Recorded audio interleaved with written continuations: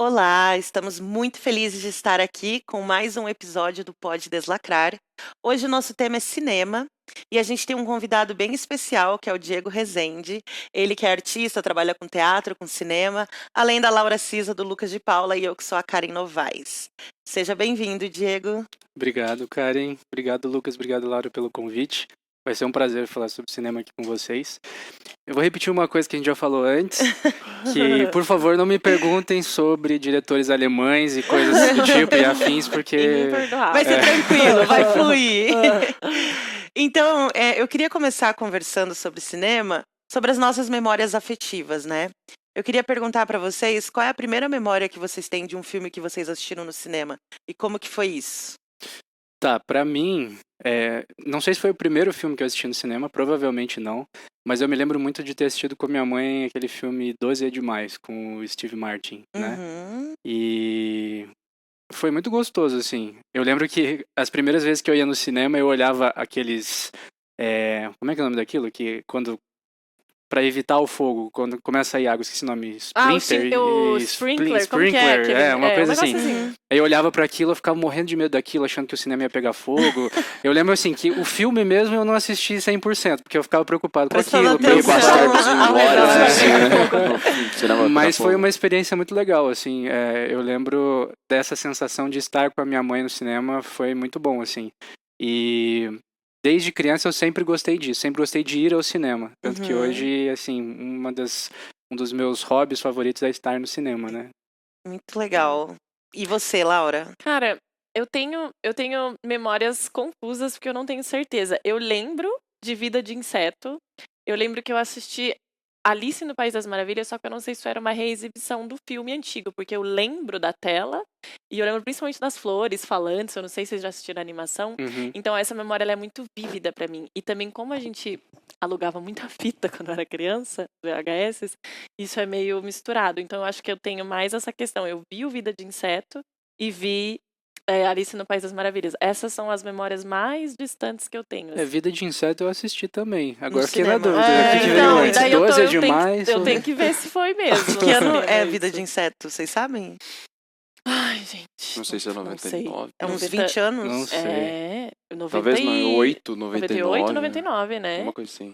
E você, Lucas? Cara, primeiro filme no cinema, não sei se foi Harry Potter, não lembro também claramente, né? Nossa, que jovem. Que jovem, né? Tipo, foi Denunciou na 2016 que eu assisti, cidade, né?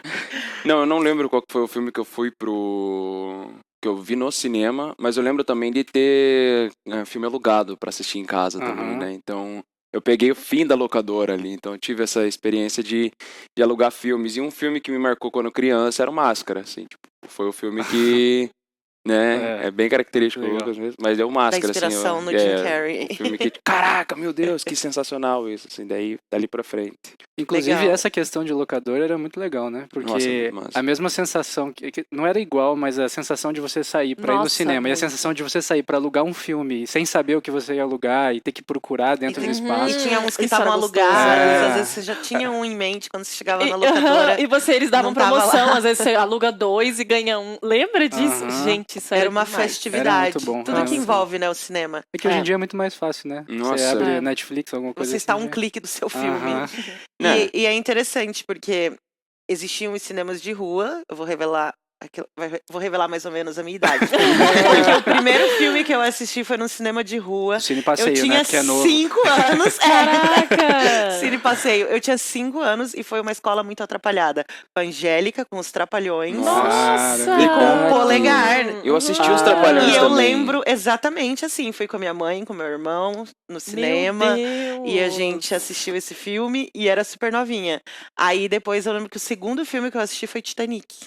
Ai, Nossa. nossa. Titanic. 96, então. Titanic É muito- que marcou uma geração, Marcou. E vindo com essas memórias, vocês sentem que as memórias dos filmes que marcaram vocês são mais antigos, mais recentes ou tem um equilíbrio? Depende. A minha eu já vou falar na lata. Eu acho que a minha... Até 2010 tem filmes que me marcaram. Depois disso, eu acho muito difícil um filme assim que eu olho e falo, nossa, essa memória, esse filme... E isso é muito bizarro, né?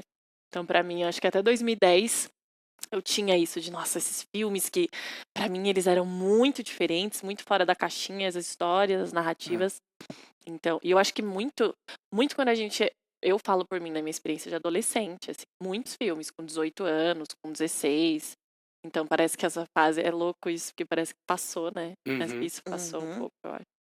Eu acho que, assim, depende do que você chama de antigo, né? Porque pode ser filmes mais antigos do que eu até, né? Mas, assim, eu acho que me marcou mais realmente, foi isso que a Laura falou, até uma certa época. Porque a sensação que eu tenho é que foram surgindo inovações com o cinema e as coisas foram acontecendo até que chegou num ponto que a gente não se surpreende mais tanto com as coisas que têm acontecido, né? Sim. Tipo assim, surgiu um efeito novo, mas é muito próximo do que a gente já está acostumado a ver. Agora, quando surgiu, sei lá, o primeiro Jurassic Park, quando surgiu Matrix, aquele efeito do Matrix que era algo super inovador. Nossa, São surreal. coisas que, tipo assim, pra gente era, nossa, que coisa diferente. Mas hoje em dia, a gente não vê algo que mude tanto assim, né? Então, acho que um filme pra impactar hoje em dia tem que ser mais pela história ali do que pela... Um filme pra impactar hoje em dia não pode usar CGI, né? Tipo, É verdade. basicamente Isso, ele É tem que verdade. ser totalmente construído como era antigamente. Eu acho né? que os filmes que mais chamam a atenção e ele não o cara não envelhece conforme vai fazendo o filme ao longo do tempo é o Christopher Nolan, né?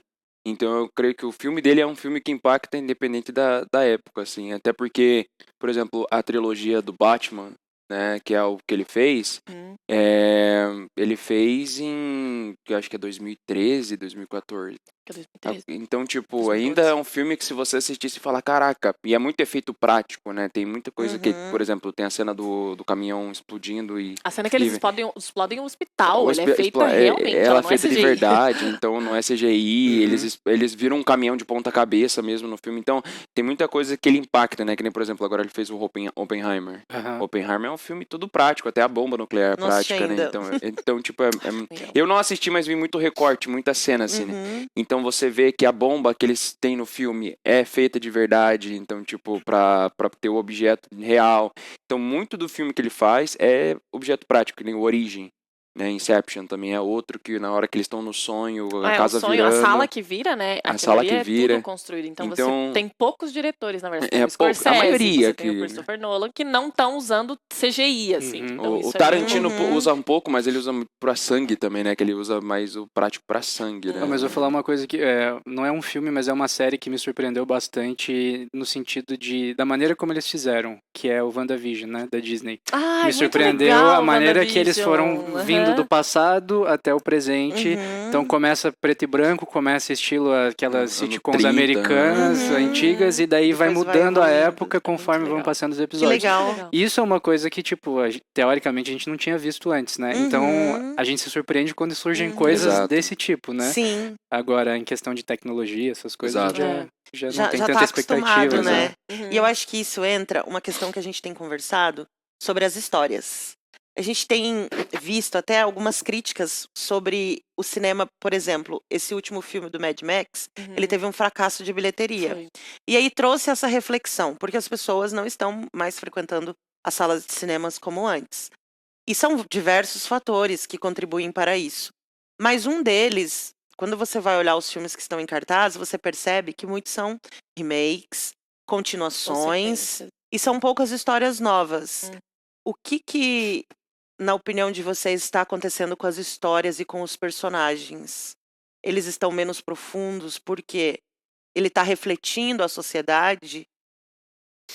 Cara, eu vou falar assim, a gente entrando um pouquinho só nesse âmbito que a gente estava falando sobre CGI, sobre as inovações que a gente tem dentro do cinema. Eu não sei se vocês assistiram Avatar, eu assisti Avatar no cinema. E eu lembro que quando a gente foi assistir Avatar, tinha essa questão de, cara, Avatar é um filme que tá sendo, né, foi um hit do James Cameron, assim, foi uma coisa assim, uau, Avatar chegou. E eu vou falar que particularmente eu não gostei dessa história, não é uma história marcante. E eu ouvi muito sobre isso, que o pessoal brinca que ela é a Tech Pix do cinema. Porque assim, você não lembra o nome dos personagens, Você não lembra muito da história. Você lembra que é um filme que fez sucesso por causa da tecnologia. E daí que eu acho que mora um dos problemas. Não é o problema. Mas eu acho que aí mora um dos problemas atuais. Você tem um aprofundamento de tecnologias, você consegue colocar 5D, você consegue fazer tudo de CGI, você consegue ter essa inteligência artificial construindo isso, mas falta esse aprofundamento no personagem, essa questão de veracidade, de sensibilidade. Então você tem histórias que elas estão muito tecnológicas, mas que elas não têm profundidade. Até Porque aí pros você sai do próprios cinema. atores, né? Isso pra mim é loucura, você sair do cinema e falar, cara, eu assisti esse filme no cinema, mas não lembro nem o nome do personagem. Então isso é um pouco assustador. Então acho que isso é um dos fatores. Eu não diria que é o primordial, mas com Sim. certeza a densidade dos roteiros que você tem, dos personagens que você constrói, ela é rasa, ela é fraca, os personagens são fracos, as histórias são rasas. E daí entra nisso. Você, consequentemente, está tão preocupado, às vezes, com atingir o teu público de uma certa forma muito abrangente, que você não se preocupa com a história, você não se interessa pelos personagens, e daí você tem isso, você não tem tantas histórias que estão surgindo novas, você tem tem sequência disso, tem um prequel disso, tem o 2, 3, 4, e que esteja assim falado que não é ruim você ter essas sequências. Porque, por exemplo, Shrek 3 é um filme que eu amo e é o terceiro filme. Mas daí você tem um problema, que se você só consegue trabalhar no cinema atualmente com sequências e com franquias, talvez isso diga muito sobre nós e sobre a nossa criatividade e sobre para onde está indo o nosso interesse enquanto sociedade, sabe?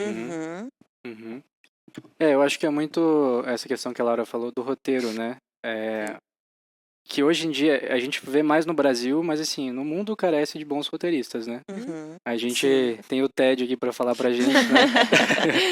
Mas é muito importante, né? O roteiro é uma parte muito importante de tudo isso, né? De uma produção no geral.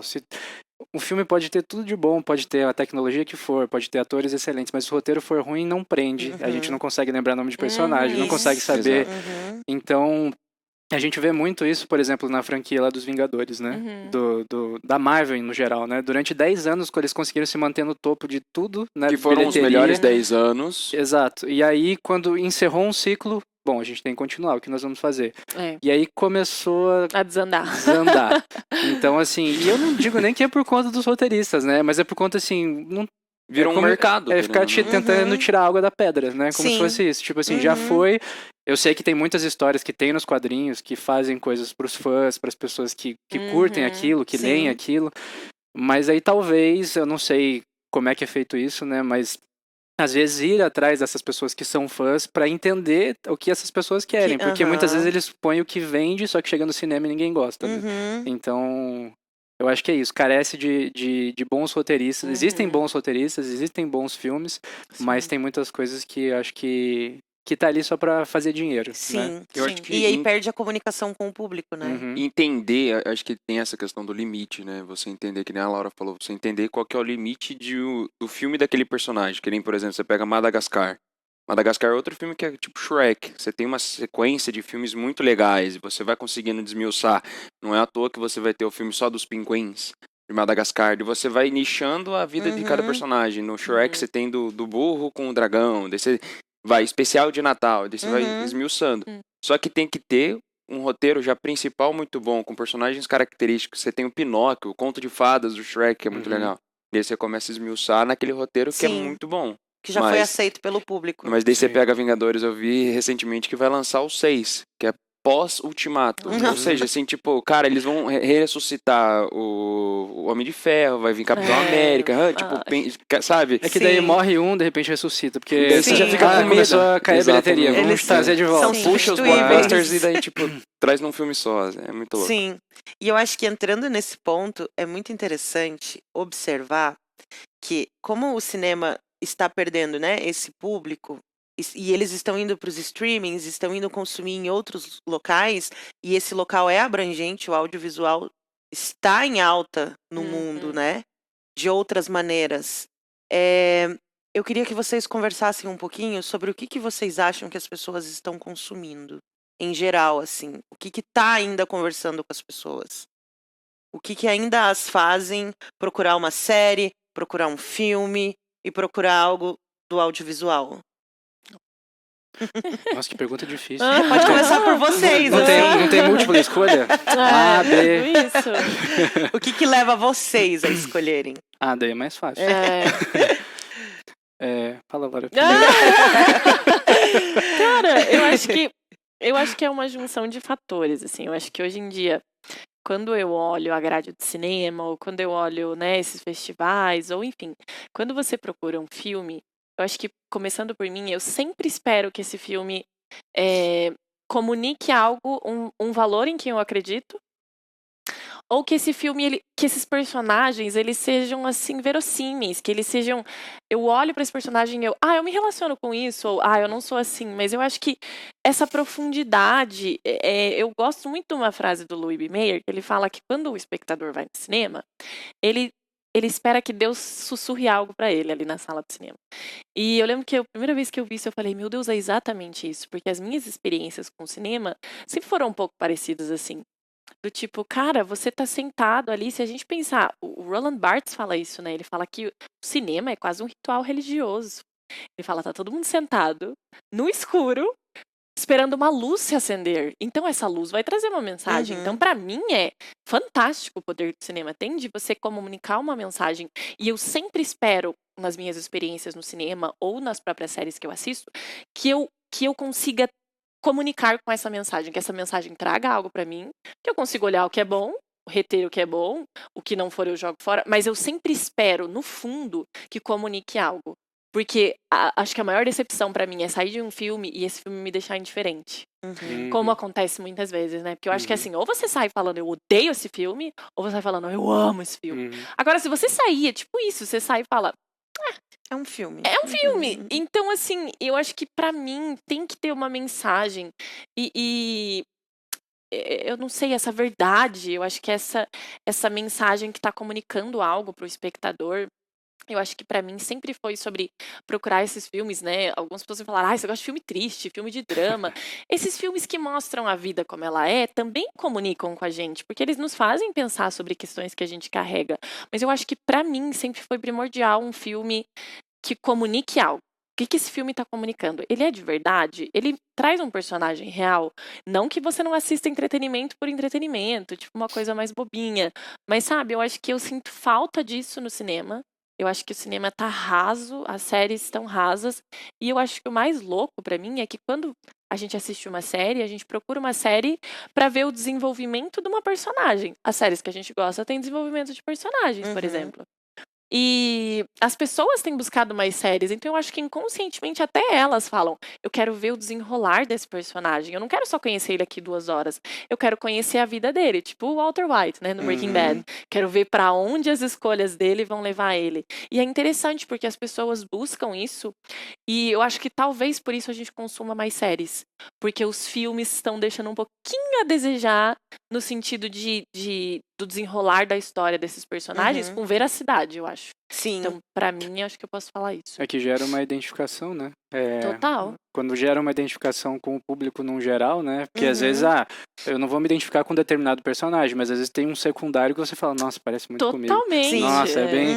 Então é só ver, né? Esses dias eu estava assistindo com a minha namorada Dani Friends, é só ver quantas pessoas se identificam com cada personagem. Né? E aí, tipo, como isso prende, né? E às vezes é uma série que ela é cômica e tal, ela não tem talvez um conteúdo tão rico como alguns filmes que são produzidos lá em Hollywood ou são colocados no cinema, mas ao mesmo tempo gera uma identificação tão grande que as pessoas assistem e falam, cara, essa série é muito boa. Foi uma das séries que mais fez sucesso no mundo inteiro, no mundo inteiro, Então, acho que essa identificação é algo que falta em muitos dos projetos que são feitos atualmente, assim. E tem muitos projetos bons que são produzidos, só que, assim, tem essa questão, né, das grandes indústrias, da grande indústria, né, do cinema e dos filmes independentes, das produtoras menores, ou das produtoras que ficam numa determinada região, e não colocam o filme num cinema nacional ou que vai para outros lugares. E aí, assim, são filmes que vão mais para festival, são passados mais numa região específica. E aí, às vezes, as pessoas nem ficam sabendo que aquele filme existe. Né? E contemplam um outro público, né? Um público mais específico, assim, né? E dentro disso, quais são as referências de filmes que vocês assistiram e falaram, mudou a minha vida? Nossa. Uns 3, 4 filmes assim que vocês falaram, mudou a minha percepção sobre o cinema. Me apaixonei pelo cinema. E os diretores? Eu já comecei, agora começa outra pessoa. Tá, eu posso começar. Vai você. Tá, vou falar rapidinho umas coisas aí. Pode falar. Que é, tipo assim, por exemplo, desde que o cinema começou, né, tem muitas coisas, tem muitos filmes que foram produzidos que às vezes, assim, tipo, hoje em dia a gente não assiste, mas depois que você estuda cinema e você vê algumas coisas, você fala, nossa, tipo, caramba, olha onde surgiu isso. Os irmãos Lumière. Então, você vê os irmãos Lumière, tipo, não tinha, assim, uma coisa, nossa, que história, né? Mas tem um cara que eu admiro, assim, dentro da história do cinema, que é o Georges Méliès, que, na verdade, assim, eu acredito que ele é um cara que foi o cara que ajudou a criar a ficção científica, né? Porque ele era um ilusionista, ele trabalhava com teatro e ele pegou essas ilusões e criou os primeiros efeitos especiais ali dentro do cinema. Então, esse muito massa ver os filmes dele. Cara, é aquela viagem à lua, né? Eu não sei, que é tipo, surreal, tudo né? que você vai ver de história de cinema tem aquela foto da lua, o foguete chegando na lua. Tem essa referência, né? Exatamente. Então, assim, esse é um cara, assim, não tô falando que eu assisti os filmes dele, nossa, marcou minha vida, mas assim, Você eu sabe assisti que algumas foi importante. coisas, mas eu sei que foi importante pro que a gente vive hoje, né? Sim.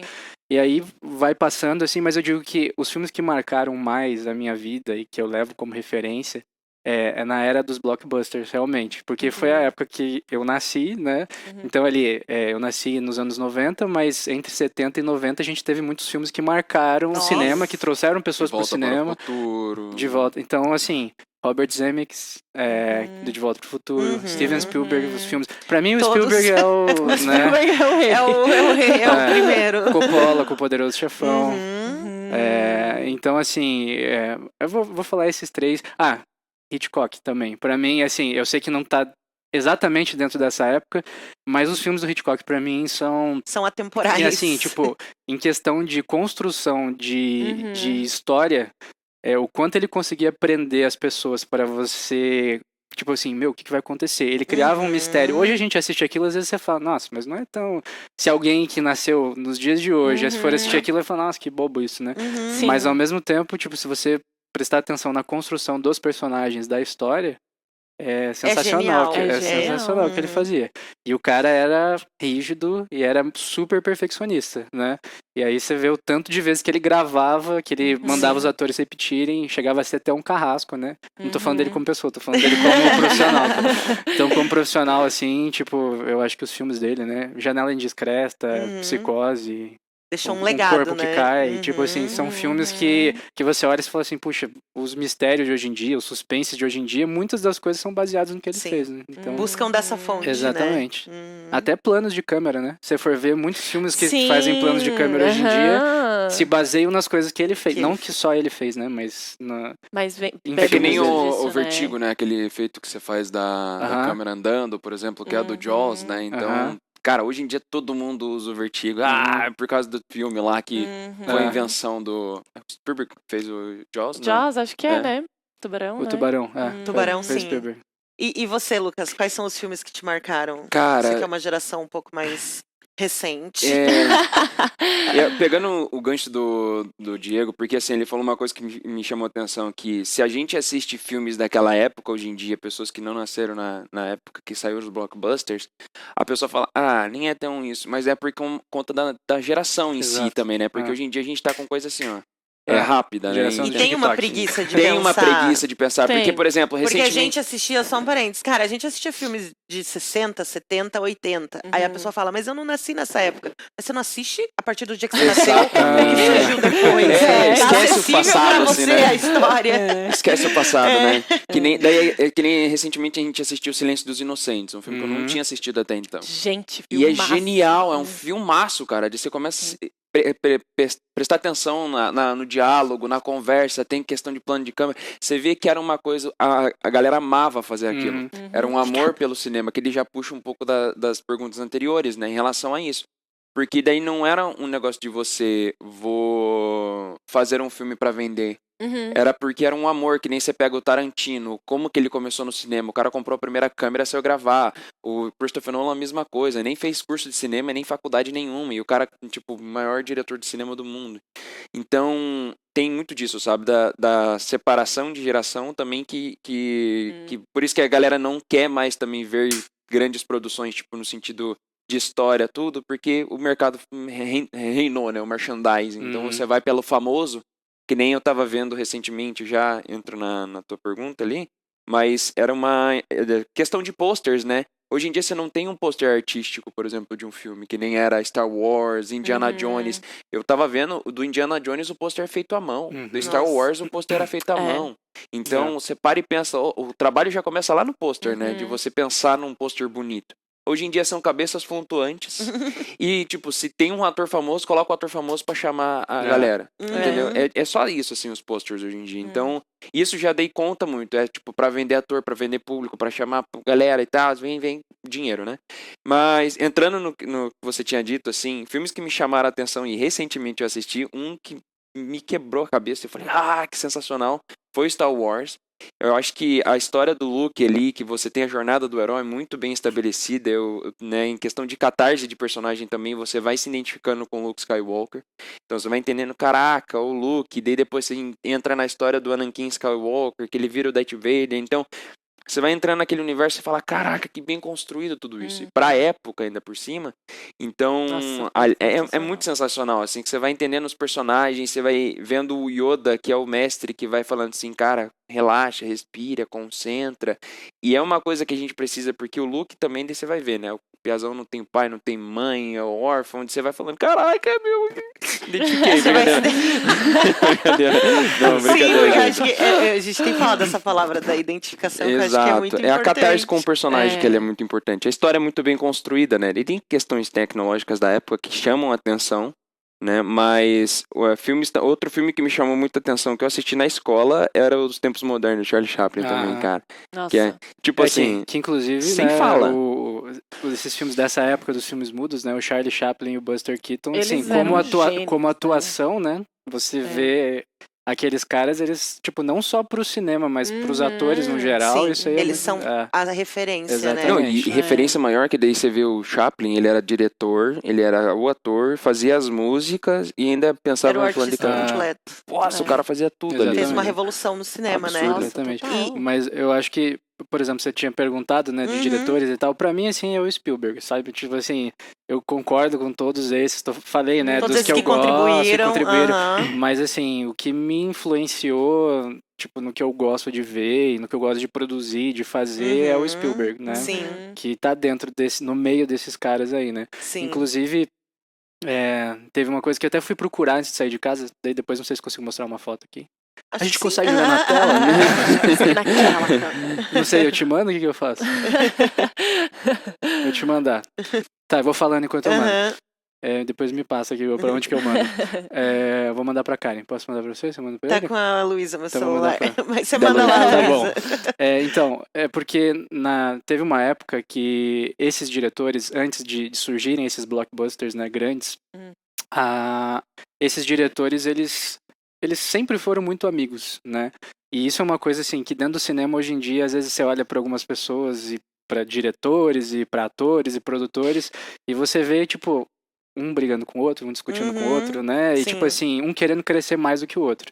E daí teve um movimento, eu vou chamar de movimento, não é bem esse o termo, mas que era The Movie Brats, que eram esses grandes diretores que surgiram todos na mesma época. Então, ali entre 70 e 80, onde eles começaram a produzir os seus filmes. E eles se reuniam e sentavam juntos para conversar sobre isso. Então você pode ver que muitos dos filmes que viraram blockbusters no futuro tem, sei lá, Star Wars, tem muitas coisas no Star Wars que o Spielberg falou com o George Lucas, tem muitas coisas em Indiana Jones que o George Lucas... Então você vê, por exemplo, o diretor de um filme era produtor executivo do outro, o roteirista de um filme era diretor do outro. Então esses caras todos cresceram juntos e fizeram os grandes blockbusters da época, né? Sim. Respeitavam um o trabalho do outro e ainda agregavam um ao trabalho do outro. Então daí quando ele colocar a foto ali vai dar pra ver, mas assim, são todos esses diretores juntos, né? Sentados numa mesa. Que massa. Ali, ó. E são os grandes diretores. Tem legal. George Lucas. O Spielberg, o O Scorsese. Esse é o De Palma. O Brian De Palma. O George Lucas, o Robert Zemeckis e o Coppola. Que legal! Nossa, aí- que legal! Então, tipo assim, pra ver como esse Nossa, tempo de Importante conversa, essa foto. esse tempo de mesa, né, de você estar ali, inclusive a namorada tá aqui, eu queria chamar ela pra cantar A Tua Mesa Cura, vem cá. Ela gelou ali agora, hein? Não, tô brincando, mas assim, Massa. o quanto esse tempo de mesa é importante Nossa, dentro do com que a gente certeza, faz. Porque sim. assim, você vê hoje em dia muitas pessoas discutindo e brigando, tipo assim, não, eu preciso crescer mais do que um... Não falam Isso. abertamente, mas é basicamente Mas é um isso, né? pensamento, Quero né? ser mais do que isso, mais do que aquilo. E aí, de repente, você vê esses caras que são os maiores nomes do cinema É. de direção, né? No mundo, Juntos. todos juntos e eles crescendo juntos, Aquela porque assim, um tira uma ajudou o foto. outro. Então, e tinha mais um cara aqui, mas eu acho que a foto cortou. Que eu não Estamos lembro na quem é. mesa com eles, galera. Isso é muito precioso. E eu acho que entra num ponto. Esses caras geniais trabalharam juntos e trouxeram um legado pro cinema. Sim. E aí a gente entra num ponto que a gente tem uma narrativa de lacração hoje nas histórias, nos filmes. E aí a gente tem essa batalha, essa guerra, essa segregação, essa divisão, essa falta de identificação do público que a gente conversou no podcast sobre teatro, que o público não se identifica tanto com os artistas mais, nem com as histórias que são trazidas aos palcos, e eu acho que isso acontece também no cinema.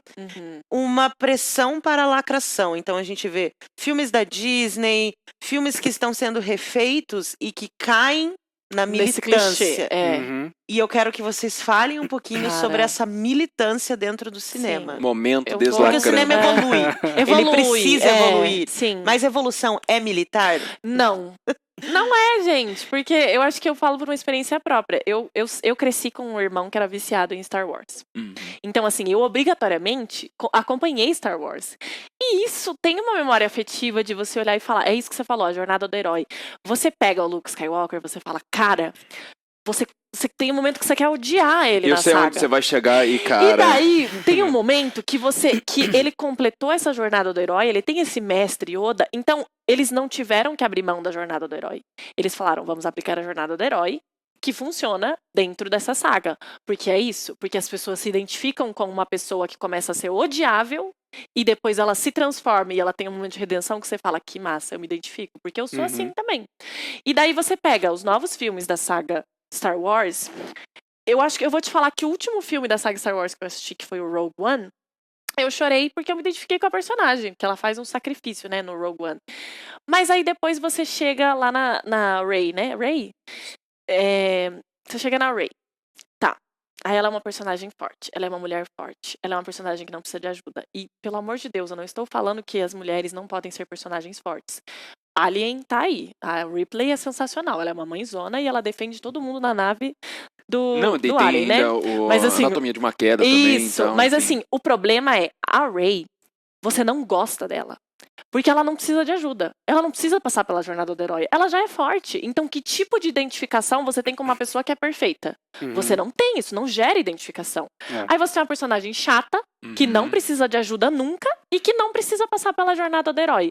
Eu não estou falando que nós não devemos inovar, isso é importante, no nosso método de contar histórias. O que eu estou falando é, existe um motivo pelas quais as histórias que fazem sucesso. E existe um motivo porque a gente identificou a jornada do herói nas histórias. E existe um motivo porque você tem linhas narrativas que funcionam. Porque as pessoas, no fim do dia, querem se identificar.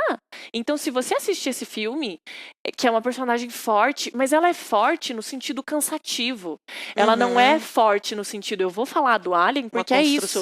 Porque a Ripley não era nem pra ela ser... A Sigourney Weaver não ia ser a personagem principal do Alien. Era um homem, sabia disso? E quando eles olharam e falaram, Sigourney Weaver, bonita, alta, forte, eles falaram, chama ela. Eles trouxeram ela e falaram, e sabe qual vai ser o apelo desse filme? É porque, no fim das contas, ela é uma mãe. A força da mulher da maternidade chegou ali nesse filme. E, gente, Alien, o Oitavo Passageiro, é inegável o sucesso que esse filme fez. Porque essa personagem é uma mulher. Isso eu tenho que assistir. Ela é forte, mas ela reconhece que ela precisa de ajuda. Ela tem os seus momentos de queda, de crise, mas tem os seus momentos de força. E daí você olha essa personagem e fala, essa personagem, ela parece comigo. E você pega uma personagem que não tem esses momentos de fraqueza, eu vou colocar assim, talvez, que ela já é tão forte que ela nunca precisa de ajuda, pra mim não funciona. Não, Porque aí você tá vendendo a ideia dessa mulher que é tão forte que ela não precisa de ninguém, então isso é indiferente, isso não se relaciona com ninguém, entende? Então eu acho que daí chega nesse ponto, eu acho que essa questão de lacração, de militância, isso chega num ponto que chega a ser cansativo, porque eu volto lá no que eu falei, porque aí você tem uma indústria que não se preocupa em aprofundar os personagens. Porque eu vou te falar, por que a gente gosta tanto do Joker, por exemplo? Por que a gente gosta desses vilões? Por que a gente gosta dos super-heróis? Por que por um tempo ali eu concordo que a Marvel deu certo? Porque você tinha esse personagem, você tem o Super-Homem. Ele é um homem invencível, nada vai vencer o Super-Homem. Mas ele tem um ponto fraco. Ele ama os pais, ele se apaixona pela Lois Lane. Você sabe que nada frágil, vai vencer ele. Mas talvez, se mexerem com a Lois Lane, talvez vençam. Aí você tem um Batman lá, que, né, pra quem não assistiu o spoiler do Batman do Nolan, você vê esse Batman que ele não é forte o tempo todo. Você vê esse Batman que fala, cara, será que eu vou me tornar um vilão? Tem essa pergunta no filme. Você vive o tempo, você vive o suficiente pra se tornar um vilão ou você morre um herói? Não é à toa que ele foge. Que ele foge. Então, eu acho que esse ponto de fragilidades humanas nos fazem nos identificar com vilões, com heróis, com pessoas fortes, com pessoas frágeis. Mas assim, porque eles têm nuances. E aí você entra em boas histórias que identificam as pessoas. São porque personagens ricos, né? Ricos. Porque nós temos nuances. Porque ninguém é bom ou mal o tempo inteiro. Então eu acho que isso, assim, é cansativo. E eu acho que é por isso que o cinema novo não chega. Porque ele tá sempre muito preocupado em uma narrativa de força feminina. Ou de homens que... fracos, porque em desconstrução. Em deconstrução. E daí, tipo assim, desconstrução. E aí você fala, tá, ninguém tá falando que o homem é um fortão. Porque daí a gente se emociona com o Rock, porque ele é um homem que é forte, mas ele também tem suas fraquezas, entende? Sensível. É sensível. E daí eu acho que o isso... próprio Sociedade dos Poetas Mortos também. Exato, um professor que é um gênio, que é um homem, é forte, e ao mesmo tempo tem uma sensibilidade e fala para aqueles outros homens, ei, a gente ama a poesia faz parte da nossa vida, entende? Porque existe um caminho de nuances. Nós, como seres humanos, não somos uma coisa só, nós somos várias coisas. Então eu acho que o que me preocupa e o que é chato no cinema hoje em dia é que ninguém se importa em criar um personagem que seja cheio de nuances. A gente se preocupa em fazer uma super mulher que não chega pra ninguém. Bom, pode ser que chegue, mas pra mim não chegou e as bilheterias estão aí pra mostrar que não estão chegando também. Enquanto você tem personagens muito ricos que estão caindo no esquecimento. Sim. Então eu acho que isso reflete demais no cinema, Com sabe? certeza. Eu acredito que essa desconstrução, uma vez eu vi um diretor de teatro falando assim, antes de você desconstruir, você precisa construir uma base. Como você vai desconstruir narrativas, desconstruir personagens, desconstruir histórias sem ter uma base consolidada, uma base que te permita daí começar algo inovador. Então eu acho que tem a ver com isso também, rejeitar o que já foi construído até aqui, para daí trazer algo novo. Sim. E daí não cria identificação. Exato. Nossa, e tem tantos exemplos, cara, né? Eu acho que é muito isso. É que a gente já tinha falado antes e volta na mesma história, né? Essa questão da identificação do público com o personagem. Porque essa questão de você colocar uma pessoa, que nem ela falou da Rey, né? Se você for ver os filmes do Star Wars, cada personagem tinha... Voltando lá no Friends, cada personagem tinha o seu perfil específico. Tinha, né, no Star Wars também. Cada personagem tinha um perfil, tinha um estilo diferente, um jeito diferente de agir, um jeito diferente de ser. E aí, quando chegou nesses filmes novos, você chega na Rey e, tipo, você não vê um perfil específico. Daí parece que é muito distante da humanidade. Da né? humanidade. Aí você olha e fala, tipo assim, a gente entende que determinadas coisas que estão falando ali, ok, né? Tipo assim, estão querendo colocar algumas coisas ali dentro do empoderamento e outro tipo de coisa. Só que ao mesmo tempo não conseguiu convencer a personagem, né?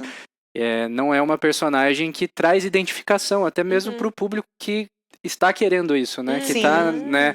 Foi ali e falou assim, caramba, eu vou assistir porque temos uma protagonista ali que vai mostrar a força de uma protagonista. E daí chegou lá e não mostrou, né? Então isso que é ruim, e daí a gente fala do roteiro de novo, né? Porque não é a questão da personagem em si, é a questão de como foi escrito, de como eles quiseram fazer isso, né? Eu acho que como a Laura falou, você pega muitos personagens no passado que foram muito bem trabalhados, que você consegue colocar alguns tipos de coisas que você quer passar e que você passa e ao mesmo tempo gera uma identificação com o público, né? Então... E que você pode trazer todas as questões e todos os assuntos com uma história bem construída. Muito! Você não precisa cair num clichê, num estereótipo, né? Porque existem os arquétipos, as pessoas se identificam com os arquétipos, né? Não, eu ia falar que tem um exemplo disso, é os Sterns, né? Os filmes de faroeste, essas coisas assim. Tem histórias maravilhosas e lindas, e você vê aquele cara, que é o cara, tipo, que mata, que é o cara xerifão, assim. Mas você vê a humanidade. Tem uma cena de um filme famoso de western também, que o cara, ele entende a culpa que ele fez ao longo do filme todo, e no final do filme é ele indo pela porta num desertão, assim. Então você vê a humanidade dele através daquilo dali, assim. Você vê que ele, tipo, cara, eu sou bom, mas eu sou mal, e pela minha culpa daquilo que eu fiz, eu, tipo, me manter longe, sabe? Eu vou dar um exemplo assim. de um filme brasileiro, por exemplo, Central do Brasil, lá, com Fernanda Montenegro. Cara, tipo assim, aquela mulher detona no que ela faz, ela mostra um empoderamento no que ela tá fazendo, só que ao mesmo tempo você se identifica com ela, e é um dos maiores filmes feitos no Brasil. E ela traz no subtexto a força dela, então, né? assim, claro que tem uma questão da atuação dela, porque ela é incrível no que ela faz, mas assim, também tem uma questão de roteiro em si, tem uma questão da direção em si, né? Então você vê que a Laura falou do Star Wars, né? A gente pode falar de outros filmes, mas assim, o Star Wars em si, a Disney começou a voltar a fazer e continuou fazendo pra ganhar dinheiro. Assim, porque até quem é fã de Star Wars critica hoje em dia, falando, nossa... Porque uma coisa que me chama a atenção é que nem você tem a jornada do herói com Luke Skywalker, e daí ele se torna um mestre. O que um mestre faz? Ensina quem tá aprendendo. E você não vê isso. Você vê um cara que se isolou do mundo porque o destino dele é totalmente ruim, e não sei o que lá, e dele se isola. Então, você vê totalmente um caminho diferente daquilo que você tem. Que se eu aprendo alguma coisa e me torno mestre naquilo, eu posso ensinar outra pessoa. E normalmente você vai fazer isso. E daí não, ali você vê o cara que se esconde, foge e fala, não vou te ensinar a força Jedi. Ela fala, então eu vou aprender pelas minhas próprias forças. E aí já começa o erro ali. Porque você ensina isso, né? De, tipo, então eu não preciso de você, então vamos lá. Daí é onde que entra. Daí todo mundo começa a tretar. É que meio que quebra o que já foi vindo no universo, né? Tipo assim, tem que ser ensinado, tem que ser ensinado. Aí chega lá e fala, não vai ser mais ensinado. Agora eu vou aprender sozinho. Isso é uma coisa que me incomoda também. Tipo assim, eu entendo, só que assim, aquela coisa, se você vai pegar uma coisa... Isso é minha opinião, né? Por favor, minha opinião. Isso tipo é baseado na minha opinião. Minha opinião. Meu ponto de vista. Se você pega um filme, né, que, tipo, é novo, é uma criação nova, é um roteiro novo, um universo novo, você pode fazer o que você quiser dentro daquele negócio. Agora, se pega uma coisa que já existe e você quer mudar aquilo que já existe, mudar a realidade do que já foi criado, pra transformar, porque você quer passar uma coisa diferente, não, isso aí ficou... Então, cria uma coisa nova, entendeu? Exato, tipo exatamente. E é por isso que os filmes hoje em dia que você falou, às vezes estão se tornando mais rasos nesse sentido. Porque, assim, pegam coisas que já existem e querem criar uma coisa nova dentro do que já existe, só que mudando o que já existia, né? Então, isso... Antes de você entrar na próxima pergunta, um exemplo disso muito prático é Guilherme Del Toro. Você pega o Labirinto do Fauno. Se fizerem um 2, né? Claro, né? Acabou. Ou que nem estavam todo mundo falando, vamos fazer As Branquelas 2. O próprio Marlon Wayans falou, gente, eu não vou fazer. Já foi a Masterpiece. Já foi. Já fez o que tinha que ser feito. Tipo Friends, falaram, vamos gravar um filme. E eles falaram, não vamos gravar um filme. O sucesso veio até aqui. Parou no tempo certo, poderia cair o sucesso, então eles tiveram É que nem a série do Joey, ali, né? Que foi feita depois, já né? não fez mais sucesso. Esse é o medo da galera com o Harry Potter, que vai fazer a série agora, né? Que vai... Porque, assim, já... Teoricamente, assim... E tá vindo o Senhor dos Anéis também, né? Os fãs de Harry Potter já têm uma visão do que tava nos livros, e tem muitas reclamações sobre os filmes, ou tem muitos pontos positivos sobre os filmes. Aí agora vem a série, tem muita gente que fica com medo, tipo assim, puxa... E os personagens que eu me identificava, e agora vai mudar, mas assim, também ao mesmo tempo eles têm aquela esperança, e aí vão vir coisas dos livros que não tinham colocado nos filmes que podem surgir. Então sempre vai ter isso, né? É tipo o Senhor dos Anéis, né? A gente reassistiu, a gente revisitou a trilogia, você pega isso e você fala, cara, é tudo tão bem construído, e você, ai, nossa, só tem personagem masculino, enfim... Só tem personagem masculino mesmo, são esses personagens que estão indo derrotar esse poder do anel, e ao mesmo tempo eles escreveram isso de uma forma tão brilhante que você olha todos esses personagens com as suas falhas, com o seu caráter duvidoso em alguns momentos, o próprio Frodo que tá ali falando, eu tô sendo tentado pelo anel e eu vou ceder. E ao mesmo tempo você olha essa amizade que eles constroem, então eu acho que é isso, são homens que são fortes, que têm suas fragilidades, e é uma história que te emociona, porque você vê um grupo em missão fazendo algo, e um grupo que não é perfeito seguindo nessa missão. E daí você tem os Anéis do Poder, que particularmente também não gostei. Porque não tem, porque eu acho que é isso, porque eu acho que quando fizeram ali o Senhor dos Anéis, acabou, gente. Era aquilo que tinha que ser, já foi. Foi aquela história contada daquela forma. Não tem como a gente pegar esse bonde andando e querer construir algo que não está dentro da narrativa original do que foi proposto. Sim. Então eu acho que isso também é muito perigoso, porque é isso. Star Wars é isso. É um mestre, você aprende, depois você ensina. Você vai ensinando sobre isso, e daí chega alguém e fala, vamos desconstruir tudo isso, vamos fazer uma coisa nova? Não funciona. Porque realmente é isso, você vê, é o Luke Skywalker aprendendo, depois você entra na história do Anakin Skywalker aprendendo a não ir pro lado negro, lado negro da força, e ele vai, mesmo com um monte de Jedi ensinando ele, de repente, tipo, tudo aquilo dali que é construído é jogado fora. E tem coisas que são positivas você causar uma mudança dentro do universo. Sim. Só que ao mesmo tempo tem que saber fazer, né? Tem que causar, né? Ela tem que ser muito como vai fazer e muito intencional, Mas né? essa questão da imperfeição também que a Laura falou, isso gera uma identificação com as pessoas, porque ninguém é perfeito, né? Gente. Tirando Jesus, ninguém é perfeito. Então, assim, tem até um filme que é o Blade Runner, o antigo, né? Tem um monólogo final que eu não vou lembrar, o nome do personagem, mas que ele fala de tudo, que ele é um androide, né? E ele fala de tudo que ele conheceu na vida, e ele termina falando que tudo isso se perde, porque eles morrem a cada tanto tempo lá. E ele fala assim, que tudo isso que ele viveu durante milhares de anos se perde como lágrimas na chuva. E nesse momento tá chovendo, ele começa a chorar. Nossa. Você se identifica com o androide, que não é um humano, mas ele gera uma identificação pela imperfeição do Android. Editor, né? coloca pra nós aí. Sim. E o próprio Blade Runner novo, eu não sei se assistiu, o 2049. Eu assisti, eu adoro esse filme também. E daí você pega esse filme e fala, é isso, porque o que eles estão construindo aqui, não é porque eles revisitaram lá do passado e falaram, vamos mudar essa história inteira. É o Ryan Gosling. É o Ryan Gosling, mas o... Ai, meu Deus, eu esqueci o nome do ator. Do original, meu Deus. Harrison Ford? Isso, mas o Harrison Ford aparece também. E daí você tem toda essa questão sobre a humanidade. Num planeta onde você tem humanoides, você tem os androides, e daí você tem essa questão do ser humano. Então a cena pra mim, final também, do 2049, é muito bonita. Porque ela mostra também sobre como não somos robôs, não somos androides. Então, e é isso. E daí eles não quiseram fugir dessa narrativa. Eles pegaram isso e falaram, ok, que é o Villeneuve, né? Que eu amo o Villeneuve. Assistam filmes do Denis Villeneuve. Então, assim, ele pegou isso e falou, eu não preciso destruir esse universo. Eu posso pegar algo daqui e fazer algo que se assemelhe a isso, respeitando o que já foi criado. Porque eu acho que é isso que você falou. Quer fazer algo novo? Não pega carona na outra Kombi que já saiu. Faz o teu. Faz o teu próprio.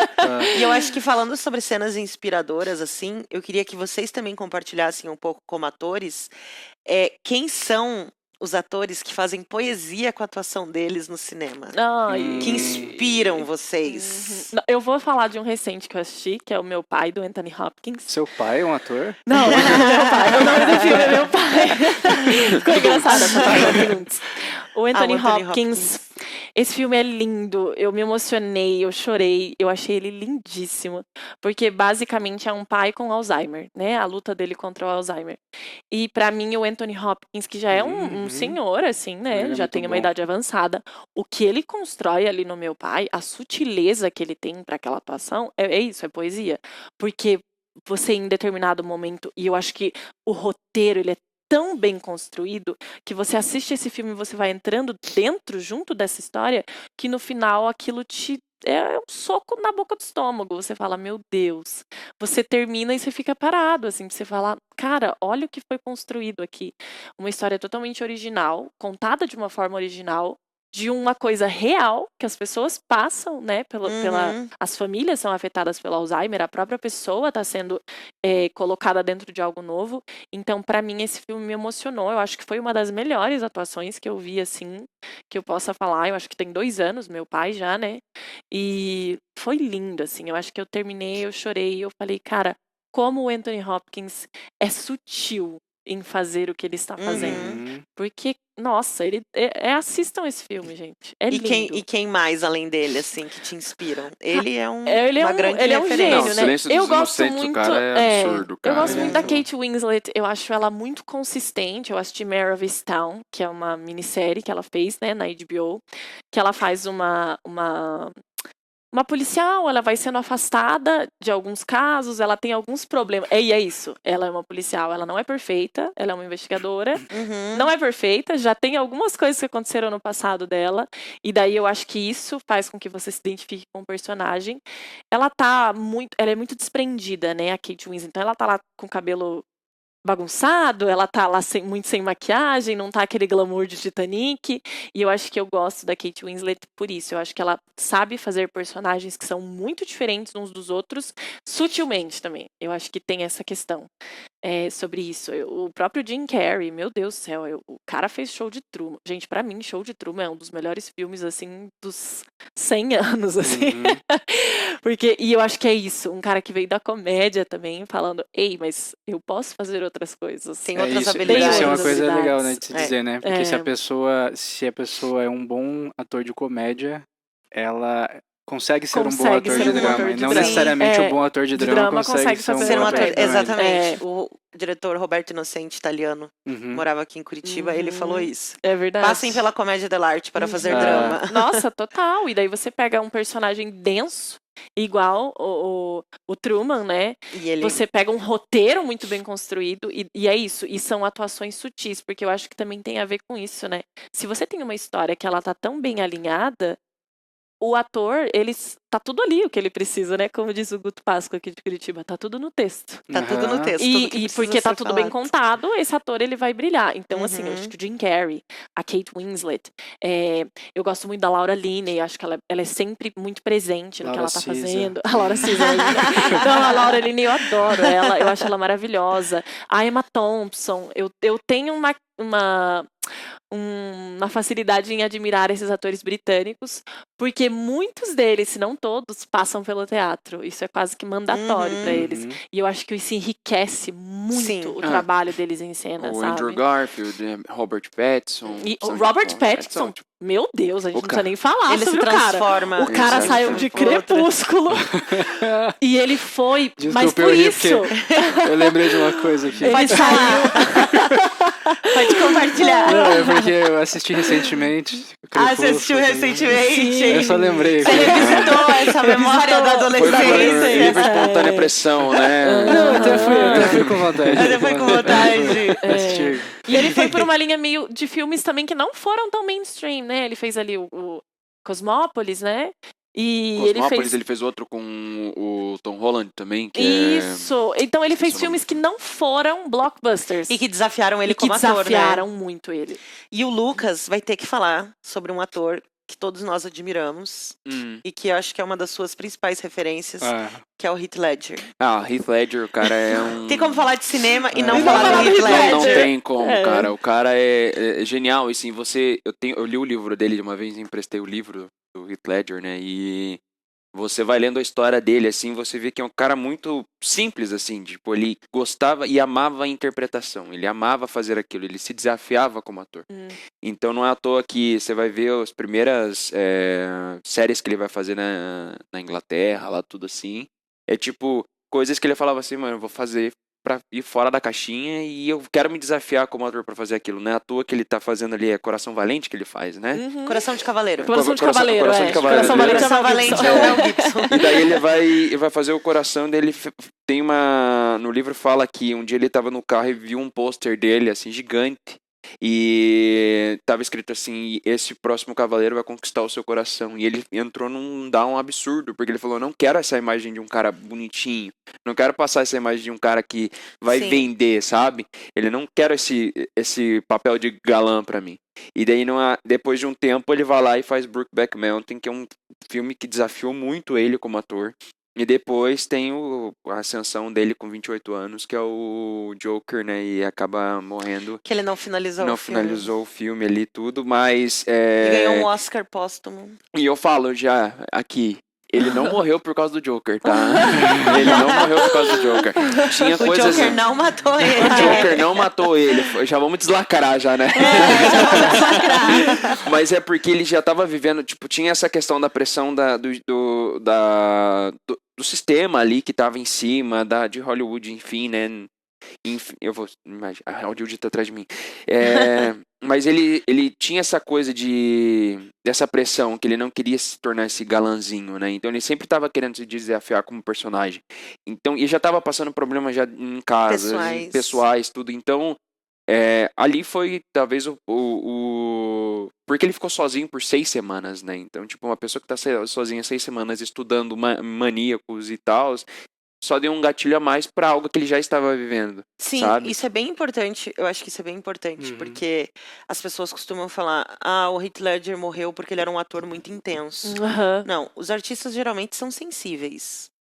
E ele tinha uma sensibilidade, estava Absurda. passando por problemas pessoais, tinha uma questão de remédios ali que ele tomava pra depressão e outra Relacionamento, não conseguia ansiedade e dormir, tal. tomava E 3 tipos assim, de remédio pra fazer dormir. o Joker com certeza foi um desafio pra ele. Com Mas não certeza. são os personagens que nos matam, né? Sim. Não. São várias coisas e Uhum. vários fatos que aconteceram na vida dele que levaram ele, infelizmente, Uhum. para aquele momento que ele estava ali.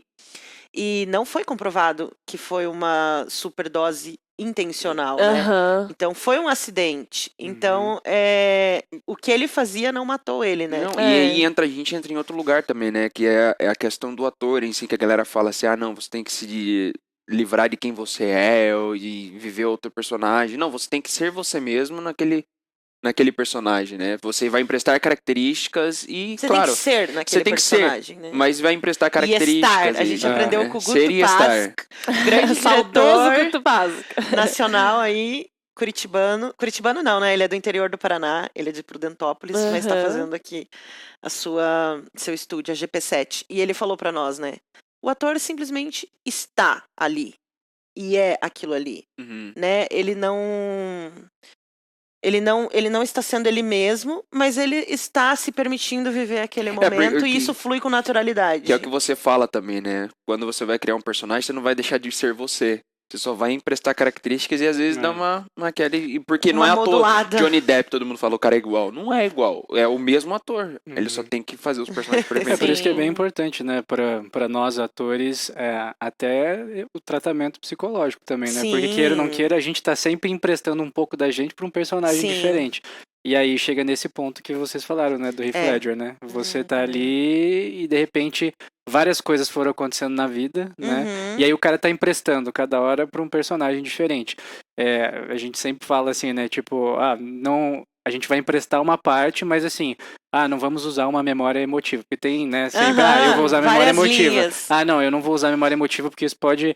Então, assim, eu sou da seguinte opinião, né, de que é muito importante a gente sempre cuidar da saúde mental também, Total. né? Com certeza. Porque... Mas o próprio Guto falou isso, né? Sim, Se você não com tá se certeza. conhecendo e se você não tá acessando os lugares dentro de você, E você tem que muito saber, difícil, né? você tem que saber também, tipo assim, eu vou fazer um papel.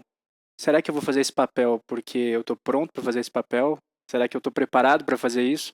Porque assim, fazer por fazer não tem sentido, né? Porque você vai chegar lá e vai fazer porque você vai ganhar dinheiro, ou porque você vai ficar Sim, famoso, ou porque sim, exatamente. o cara te chamou e você fala assim, não, preciso ganhar uma moral Qual com que é ele. teu objetivo, Só que daí né? chega lá e daí você vai fazer de um jeito e vai estragar o filme. Você não vai estragar só o que você tá fazendo. Uhum. Porque você não vai estar colocando teu coração naquilo, você não vai estar colocando Teu profissionalismo. os teus pensamentos naquilo. Uhum. E aí você não entrega o que você tem pra entregar, Sim. né? E o saber se conhecer, você até saber, tipo, pra onde que você coloca o teu personagem, né? Que Uhum. você até comentou do Guto, que é você saber suas skills, suas soft skills, hard skills, pra você, tipo, sei andar a cavalo, sei lá, sabe? Aham. Coisas assim que você Sim, já, suas tipo, habilidades, né? Isso. Então, porque é bem interessante a gente entrar nesse ponto de Deixa cuidar eu da comentar uma mente. coisa rapidinho que eu não falei do meu ator, mas pra mim, um ator que eu admiro É muito verdade. é o Hugh Jackman. Sim. sim. Nossa, Jack. Não, mas eu Canta, admiro ele, dança, eu canta, admiro ele dança. como um artista, né? Uhum. Ele é um Porque artista completo, o cara né? faz tudo, né? Faz. Então, Deixa eu só Isso falar é aqui verdade. agora, que daí eu vou entrar num outro lugar, mas também agora atores brasileiros, Wagner Moura. Rodrigo Santoro e o... Nossa, o Rodrigo Santoro foi o Lázaro Ramos também são Lázaro atores... Ramos, Lázaro Ramos são, tipo, atores muito sinistros sensacionais, brasileiros, assim, cara. Nossa. Eu sou muito fã da Denise Fraga. Eu também, Nossa, a gente conseguiu vê-la ali no Sinistra. teatro. Denise Fraga, a E Laura a Cardoso. Sim, a Laura Nossa, Cardoso. elas são... É uma outra geração, né? Uma geração Ah, mais... Celton Mello. o Celton Mello. Nossa, Pra mim, ele faz muita poesia. E assim, aí a gente entra no outro mas ponto. Selton Todos Mello. os atores que a gente tá falando são muito de antes, De uma assim, geração né? É que hoje em dia, anterior, né, eu cara? não conheço, pelo menos. São também influencers não. que vão pro cinema. Exato. Tem um Que bem... é um outro ponto que é triste. Que é um outro ponto. Eu conheço 4 muito bons. Diego Rezende, Ah, Karen, Laura. verdade, que em breve vamos fazer um curta. Eu conheço mais 2, o Wade Williams. Eu queria falar uma coisa pra vocês, que principalmente o Lucas e o Diego que estão tendo essas experiências com audiovisual, com produtoras cristãs. Uhum. Como está, não só essas produtoras aqui de Curitiba, mas como está, em geral, pelo conhecimento de vocês, pela experiência de vocês, o cinema produzido por cristãos? Em que lugar este cinema está? Ele está numa bolha ou ele está chegando a todas as pessoas? Começa você que você tá mais tempo. Você diz pra acessibilidade dos atores no geral ou pra assistir aquilo? Porque assim, a gente sabe que existem produtoras cristãs, né? Nos Estados Unidos, aqui em Curitiba tem surgido e tal. Sim. E que estão produzindo filmes, estão gerando empregos, existe um mercado. Sim. Esse mercado, ele tem qualidade? Essa é a primeira pergunta que eu tenho a fazer, com quem tem experiência. Ele tem qualidade? Ele tem se dedicado, se esforçado pra furar essa bolha e ir pra fora? Como que tá isso? Tá, das experiências que eu tive, né? Eu gravei 3 séries cristãs, eu acho. Se eu não me engano, foram 3. E das experiências que eu tive, eu vejo sim que tem qualidade, né? É claro que, obviamente, depende muito da questão financeira. Quanto mais dinheiro você tem, tipo, mais qualidade vai ter o projeto. Sim. Porque você vai conseguir fazer muitas coisas que você não consegue fazer com menos dinheiro, alugar lugares diferentes, equipamentos melhores e afins, né? Então tem qualidade, eu vejo equipes fazendo com baixo orçamento, com poucos equipamentos, com uma equipe reduzida e conseguindo fazer projetos que às vezes batem projetos que têm orçamentos mais altos e produtoras grandes, né? Então sim, tem qualidade. Eu acho que ainda falta crescer, principalmente aqui em Curitiba tem produtoras, mas assim, não são tão conhecidas. Sim. Os projetos que eu fiz são tem uma produtora que foi daqui e 2 que vieram de São Paulo para gravar, né? Então, assim, eles têm produzido bastante, têm tido qualidade. Eu acho que tá furando a bolha, mas, assim, ainda tá num processo. Sim. Assim, já tá em movimento. Eles têm conseguido atingir bastante o público deles, né? O nosso público, no sentido de pessoas cristãs e tal.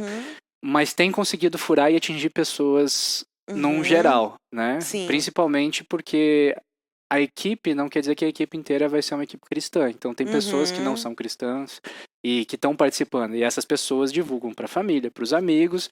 E aí acaba que, nossa, que legal. Eu tô gostando desse conteúdo. É um conteúdo que fala, que passa mensagens com princípios, mensagens diferentes e tal. Que é diferente do que você está acostumado a ver nessas plataformas, que às vezes tem umas coisas que colocam lá dentro que, né? Sim. Então, eu acho que tá furando a bolha, mas falta ainda. E falta investimento também. Falta ter essa possibilidade de você conseguir ter mais recursos financeiros para fazer os projetos. Porque às vezes vem de um meio privado, de alguma igreja em específico, de alguma plataforma cristã em específico que tá dando dinheiro para você produzir. Mas daí não tem um padrão Netflix, né? Que o cara vai te dar 1, 2, 3, 4, 5 milhões pra fazer um filme. Aí é um valor bem mais reduzido. Né? Entendi. E você, Lucas? E que nem eu tava conversando com o Andy também, a gente fica pensativo bastante coisa, né? Mas a gente tava conversando em relação a isso, e a gente até conversou com uma produtora de cinema sobre isso, que a produtora tava falando que pra fazer um filme bom hoje, tipo nível Tropa de Elite, no mínimo são 4 milhões pra você fazer. Até o Tropa de Elite foi 4 milhões e meio. Então você imagina, é muita grana, né? Então, mas deixa eu te perguntar uma coisa. Vou te interromper só pra te perguntar uma coisa. Vai lá. Mas a gente tem história para pegar um filme de 4 milhões e 5 milhões?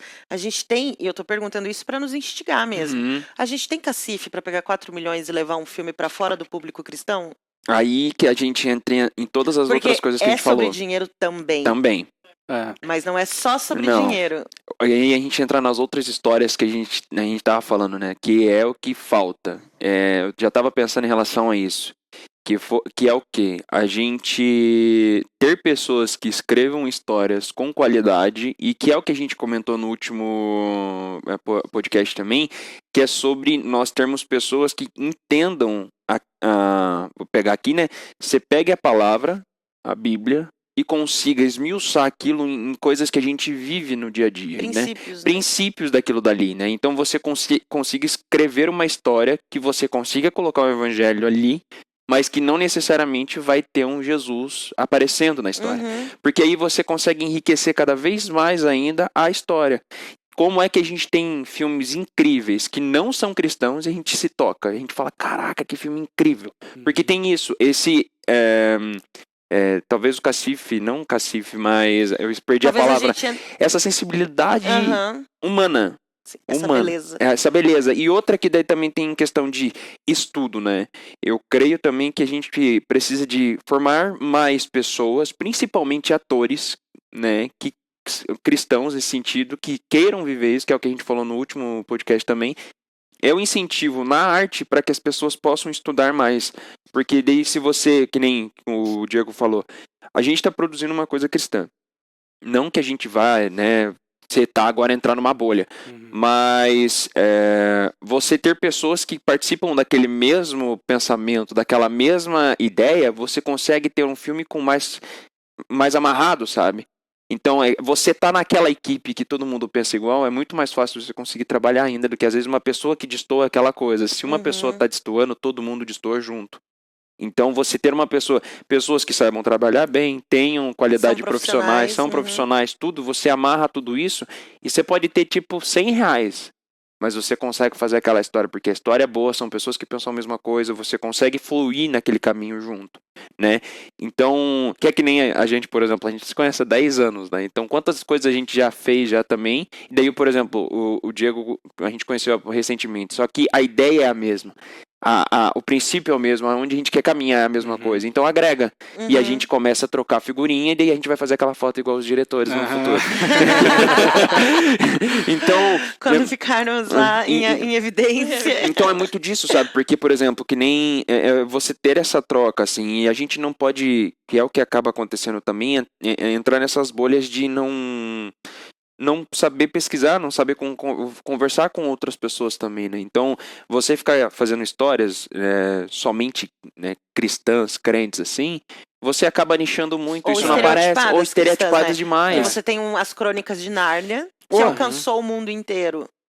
Né? Aí, ó, esse é um ponto muito grande. Genial. A história de crônicas é absurda. É absurda, cara. Isso é uma questão que tem essas produções e esse é um problema também, porque muitos dos roteiros acabam sendo nichados, né? Que você faz para um público específico, que é o público cristão, que é o público evangélico, ou o público de uma determinada igreja específica. Sim. E aí é legal, porque, tipo assim, é uma produção legal, com princípios e tudo isso, só que daí você, às vezes, não consegue atingir as pessoas que estão fora. Não, eu acho que só um parênteses nisso, não é nem sobre... Eu acho que é triste, porque a gente daí acaba subestimando também o público para qual a gente tá produzindo, né? Tem esses dois pontos, você acaba excluindo um público que talvez não se interesse por isso, e você subestima o público que você tem. Porque a genialidade do C.S. Lewis é falar, eu vou escrever uma história que vai falar com gregos e troianos. Ele vai unir e unificar essas pessoas e não vai subestimar quem está assistindo, e ao mesmo tempo vai entregar algo que é tão rico e tão detalhista que as pessoas vão se apaixonar por isso. Então eu acho que entra nesse ponto também da gente não subestimar as pessoas com as quais a gente quer trabalhar, o público que a gente quer trabalhar, e pensar quais são os recursos criativos que a gente tem para contar essas histórias. E isso vai das nossas referências também. Acho que também entra nisso, né? Sim, construir uma base de referências. E eu acho que é isso, tipo assim, que tem sim que ter esses conteúdos específicos, como estão sendo feitos Uhum. para as pessoas em específico, para os cristãos em específico, tem que ter. Uhum. Mas eu acho também que tem que ter os conteúdos. Que vai além. Né? Tipo, eu os farei apóstolos, evangelistas, Aham, pastores e porque mestres, eu acho né? que Então, tem só um assim, tem que ter ponto. os 5 ministérios ali, né? Acho que todo mundo quer falar sobre isso. Acho que tem um ponto de reflexão. A gente não precisa responder esse ponto. Mas reflitam o seguinte: a gente vai lá, a gente produz séries cristãs. As crianças e os adolescentes estão consumindo as séries cristãs que a gente está produzindo, ou eles estão consumindo o anime, eles estão consumindo outras coisas que não são essas séries, porque não estão chegando nem neles. Então, eu acho que fica a nossa reflexão sobre isso, porque quando a gente produz um conteúdo e que é relevante, um conteúdo de uma série cristã, o The Chosen tá aí para mostrar, atingiu todo mundo, chegou em todo mundo, quebrou barreiras. E começaram com uma produção independente e filmes que são para o público cristão, só que a grande questão e questionamento é, nem o público cristão está mais consumindo este perfil. E até consome, mas consome e já vai lá consumir as outras coisas que estão surgindo. É isso que eu ia falar. Então eu acredito que essa é uma grande reflexão, principalmente as crianças e os adolescentes. Como que nós estamos... porque aí vocês chegaram aqui com as experiências infantis que vocês tiveram. Quando eu era criança, meu irmão assistia Star Wars. Quando eu era criança, eu fui no cinema, assisti Os Trapalhões e tal. E cada um com as suas memórias afetivas em relação ao cinema. E essas crianças, que a gente, eu acho que precisa pensar nelas também, e os adolescentes, eles estão escapando das nossas mãos. Eles não estão consumindo o conteúdo que a gente está produzindo enquanto cinema cristão, enquanto série cristã. E se estão consumindo muito superficialmente e já vão buscar de outras fontes. Certeza. Então eu acredito que também a gente precisa pensar dessa maneira ampla, assim. Muito. Como que a gente vai conversar com essa nova eles. geração? Eu acho que só um parênteses nisso, né? Eu tava falando isso pro Andy, a gente viu uma página de desenhos infantis. Um desenho infantil que eu lembro de assistir, que era o Pequeno Urso, desculpa. O Pequeno Urso, ele era um desenho muito simples. Ele passava na TV Cultura. E ele era um desenho tão rico, porque aí você tinha as aventuras de um ursinho na natureza. Que não era nem tão infantil, mas também não era uma coisa assim, que era tão adulta que ninguém poderia assistir. E daí eu até falei, cara, eu me assustei com os desenhos que as crianças assistem hoje em dia, porque eles são tão cheios de informação e ao mesmo tempo eles não estão agregando em absolutamente nada, que quando você olha o Pequeno Urso, você fala, meu Deus, eu assistia o Pequeno Urso. O próprio Pooh e falava, lá, meu Deus, parece que era tudo tão parado, mas ao mesmo tempo você tinha esse urso descobrindo coisas sobre ele, valores, descobrindo a própria natureza, percebendo esse mundo no qual ele era inserido e levava as crianças a pensar sobre isso.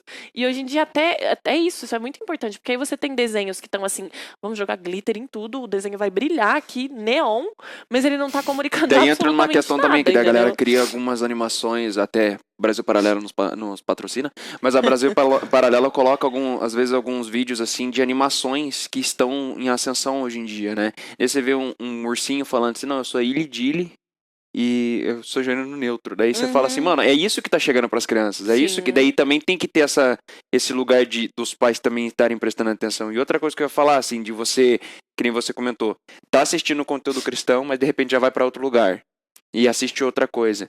Cara, mas de hoje em dia, nossa referência, a gente vai ter referência em quem? São diretores e atores que não estão no meio, porque você é onde vai ter a ascensão de uma... Você pode estudar, é onde você vai conseguir tirar qualidade, ter repertório. Você vai fazer um filme, cristãos falam, mano, vamos usar aquele do Spielberg, né? Vou usar o Vertigo nesse negócio. Porque você assistiu e tem referência, então...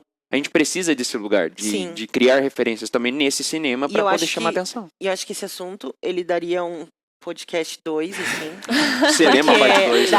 Cinema parte 2, e dá pra gente realmente fazer isso e pensar, porque a gente tem um pastor amigo nosso, que é o Ali Klassen, e quando surgiu aquele filme do Fábio Porchat e do Danilo Gentili, O Pior Aluno da Escola, que gerou uma polêmica, porque era um filme que tinha uma questão de pedofilia e talvez romantizando a pedofilia. Eu não assisti, o Ted assistiu para tirar suas próprias conclusões, e o Ted falou, nossa, o filme é muito ruim nesse sentido, e foi falar com esse pastor Ali Klassen, que desesperador é ter um filme desse numa plataforma como a Netflix exposto ali para todo mundo.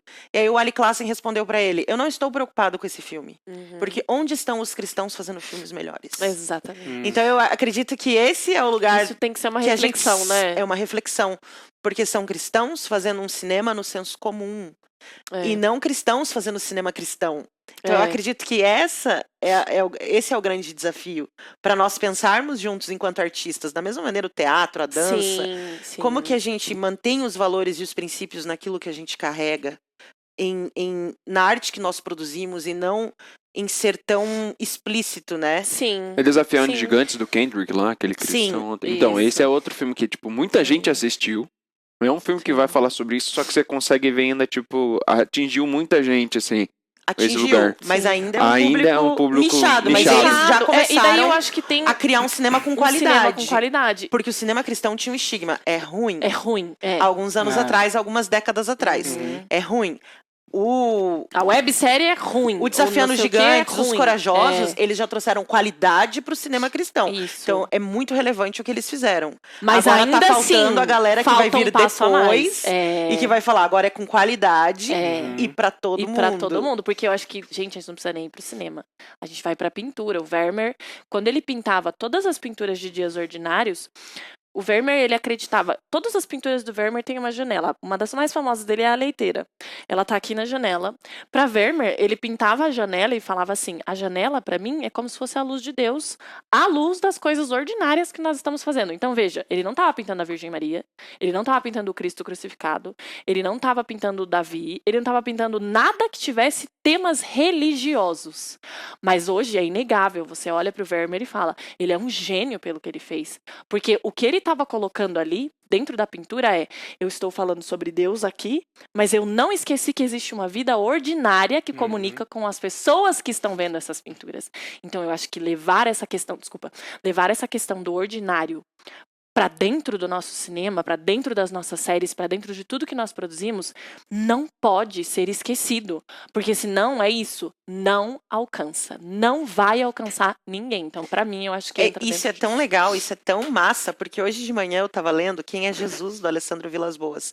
E ele tava falando assim, quando você coloca coisas carnais, a gente sempre relaciona a coisas ruins. Ele fala, você pode ter um conhecimento e um relacionamento com Jesus, que o teu carnal não é ruim, que o teu carnal se sujeita a ele. E ele fala sobre essa vida ordinária.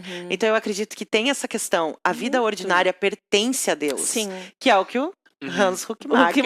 A gente vai fazer um podcast só sobre o Hans Huckmacher. Vem. A gente vai chamar todo mundo que já leu os livros dele pra participar. Sim. Porque é exatamente isso que ele fala. Quando você expõe a beleza de um relacionamento, a beleza de uma família, a beleza desses valores e desses princípios que nós carregamos, você está expondo Deus. Sim, e gente, eu acho que um dos melhores exemplos, eu vou falar pra todo mundo assistir esse filme, assistam A Felicidade Não Se Compra, do Frank Capra.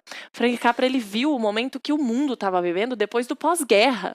Ele falou, esse cinema não existe mais. Ele pegou A Felicidade Não Se Compra, basicamente a história do George Bailey, tá falando, o George Bailey queria se suicidar, aparece um anjo pra ele e fala, ei, se você morre, olha quantas outras vidas humanas estão sendo afetadas pela sua falta. Então, assim, é um filme que não tem uma temática cristã, tem um anjo que aparece, tem gente que acredita em anjo que não é cristão, mas ele pegou a vida ordinária do George Bailey, que não é um super-herói, que também é um homem que você vai ver as suas falhas, e ele criou uma história que é tão linda, que diz assim, cada vida humana toca todas as outras. Então, se o George Bailey morre, ele não salva o irmãozinho do afogamento, que ele ia salvar. Ele não tem os seus filhos que vão crescer e se tornar pessoas que vão salvar o mundo. Então, assim, dessa maneira muito simples, o Frank Capra escreveu um cinema e um filme que é tão lindo, que não necessariamente é um filme cristão, mas ele olhou para o mundo em que nós estávamos vivendo na pós-guerra e falou, eu acho que o mundo precisa ouvir essa mensagem de que a vida humana toca muitas outras. Sim. Como que eu vou escrever isso? Então eu acho que entra dentro disso, sabe? Eu acho que eu acho que é a beleza do ordinário. Eu acho que é isso que nos fascina nos filmes. O final do Grande Ditador do Charlie Chaplin, o discurso que ele dá e que eu uso como professora nas minhas aulas para fazer os alunos refletirem sobre isso.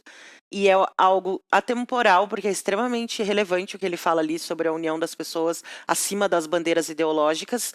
É extremamente atual e é uma poesia o que ele fez ali no final desse filme. E nós, como cristãos, compartilhamos do valor que ele trouxe através desse discurso. Então, acho que esse é um tema bem legal para a gente trabalhar num próximo Só uma coisinha que deixa uma reflexão também, que vai entrar muito nisso que a gente está falando, mas é a questão a gente nicha para um público o filme E só que esse público também não consome porque não tem a costume de procurar cultura, né? Então também tem muito disso, assim, de a gente é uma reeducação, É um problema de formação. um problema de formação de cultura, assim, mas principalmente de reeducar, principalmente a bolha, né? Bolha não, mas os evangélicos nesse sentido, os cristãos, de olharem para a cultura com olhos de tipo, cara, a gente pode estar nesse lugar, nessa influência, assim, de a gente Nesse tem que estar ali mercado de nesse produção. mercado de produção, porque a gente precisa também tomar lugar nisso, né, para poder trazer cultura. Por isso que daí é o que o Anderson Silva fala, né? São pessoas que a galera é burra nesse sentido, assim, né? De não procurar por cultura, por não procurar por conhecimento. E acaba que, tipo, até a produção que é nichada não chega porque ninguém procura também. Sim. Que ninguém sabe, ninguém conhece. Que daí é muito nichado, ele é nichado só para um grupo específico de um grupo específico ainda. Daí porque não procura as outras coisas ainda.